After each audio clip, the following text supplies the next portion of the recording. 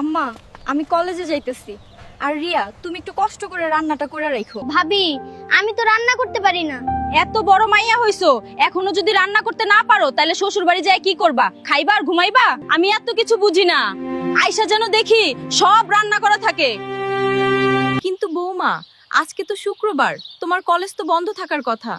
না মা, আজকে এক্সট্রা ক্লাস আছে, তাই যাইতেছি। মা, তুমি তো আমার কথা বিশ্বাস করলে না।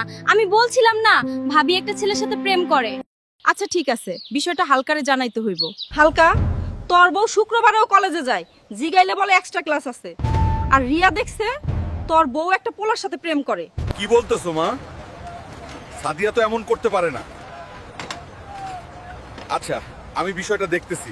হ্যালো আশিক বন্ধু, তুই আমার একটা কাজ করে দিতে পারবি? কি কাজ বন্ধু?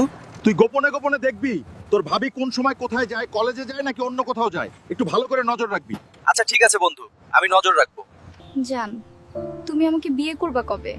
আরে জান, তুমি টেনশন করো না, সামনের মাসেই আমরা বিয়ে করব। ও, তাহলে এই কারবার। বাড়িতে কলেজের কথা বলে পার্কে এসে লাঙ্গের লগে পিরিত চলতেছে। আমার বন্ধু বিদেশে কত কষ্ট করতেছে আর তুই লাঙ্গের লগে পিরিত করস। বন্ধু, এত কষ্ট কার জন্য করিস? তুই একদিকে প্রবাসে দিনের পর দিন রাতের পর রাত কঠোর পরিশ্রম করে যাচ্ছিস, আর দেশে তোর বউ লাঙ্গের লগে পিরিত করে বেড়ায়। আম্মা, আমি কালকে দেশে আসতেছি, এই খবর সাদিয়ারে জানাইও না। ও আমারে ঠকাইছে, আমার সরলতার সুযোগ নিছে। মা, কেমন আছো? বাবা, তুমি আইসো। মা, সাদিয়া কোথায় গেছে? সাদিয়া কলেজে গেছে, কিন্তু রিয়া কইলো আজকে নাকি সাদিয়ার কলেজ বন্ধ। মা, তুমি থাকো, আমি আজকে তাইরে হাতে নাতে ধরবো।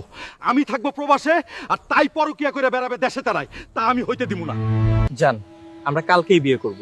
তুমি গহনাগুলো আর বলছিলে না 3 লাখ টাকা আছে, তা সব নিয়ে চলে আসবা। আচ্ছা। ও, এই হলো তোমার এক্সট্রা ক্লাস? কলেজের কথা বলে পার্কে এসে তুই পরকিয়া করতেছিস? হালকা, তুমি আমাকে মাফ করে দাও। এই ভুল আমি আর করব না, প্লিজ আমাকে মাফ করে দাও। না, তোর কোনো ক্ষমা নেই। আমি তোরে তালাক দিলাম। 1 তালাক, 2 তালাক, 3 তালাক, ও 22 তালাক।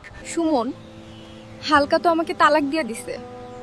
এখন চলো আমরা বিয়ে করে ফেলি। আমি তো টাইম পাস করার জন্য তোর সাথে প্রেমের নাটক করছিলাম। তুই নিজের স্বামীকে ধোঁকা দিছিস, আমাকে ধোঁকা দিবি না, এর কোনো গ্যারান্টি আছে?